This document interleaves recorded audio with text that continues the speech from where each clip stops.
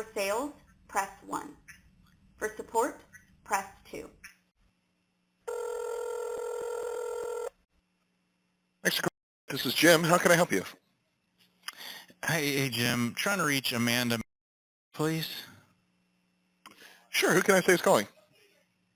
This is Michael Halper. I'm with Sales Scripter. Gotcha. She's not around right now. Do you have her email address? I have it. But is there a direct number for her?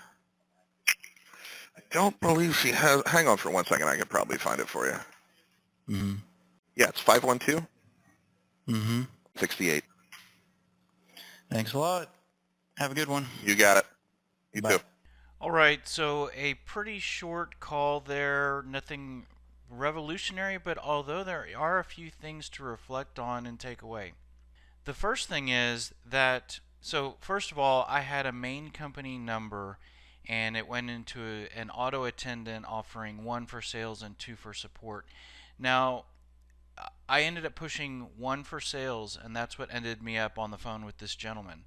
Now, this is really, it could go either way when you press 1 for sales, because I'm asking for either A, they're not going to care and they're going to pass me on and give me contact info, or B, they may be more guarded than a gatekeeper because they just don't even want to get in that mess and they don't know.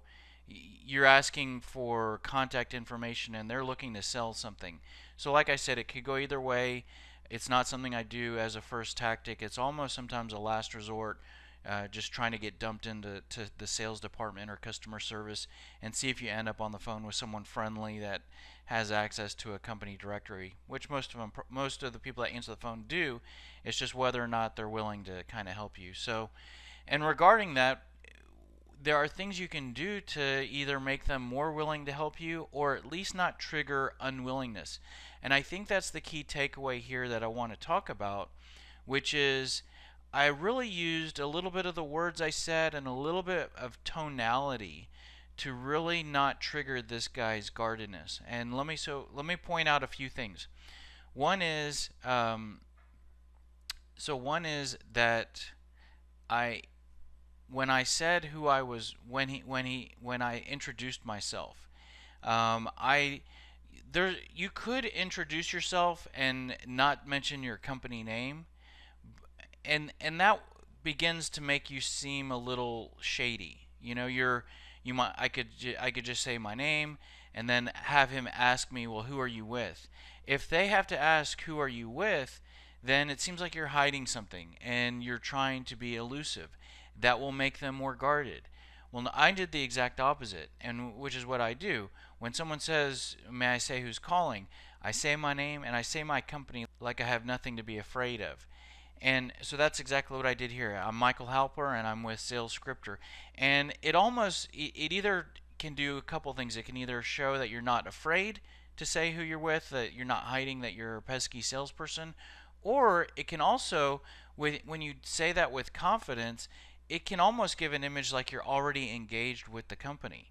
Which brings me to the next thing that I want to point out, which is the way that I said, yeah, I have her email address. Now I use the email guesser inside of Sales Scripter to get her email address, but a lot of times when someone has the email address of someone else, then that also conveys that we're already engaged. We know each other. She's expecting my call. I'm not an outsider trying to get in. So I said, yeah, I already have her email address, and then I went for the direct line. Now that's the last thing I want to talk about, which is obviously first of all, I asked if he could connect me with her, and he said she's not available or whatnot. And he directed me to sending her an email. Now, obviously, I'm not going to get on this call attempt. I'm not going to get on the phone with her, or at least not. It's not heading in that direction. So you want to try to get something out of every call, right? And when I started this call, I had a main company phone number switchboard, which is not great. And I want to take one step forward on every call attempt.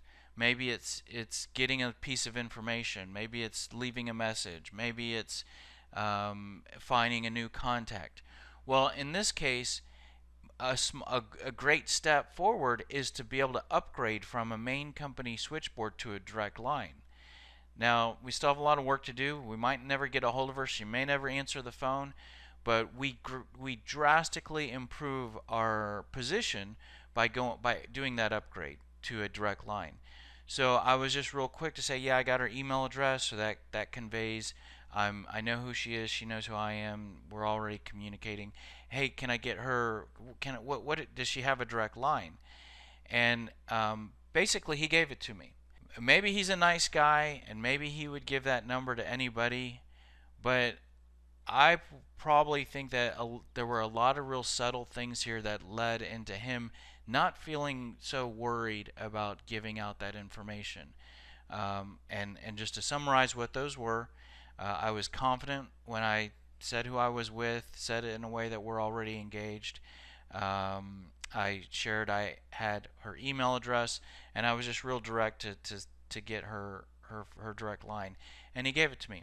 So again, nothing revolutionary, didn't generate a lead, but a big step forward on that call, and that's what it's all about. You know, cold calling, really, when you're cold calling cold prospects, it's a lot of grinding work.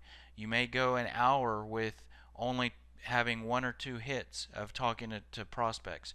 So you're in all those calls, you want to try to take a step forward with each call. Get an additional piece of information. Get an additional contact name. Get an email address. Get a direct line. Upgrade a main company switchboard to a direct line. So that's what we did here. Hope that leaves you with some ideas to think about. And good luck and happy hunting.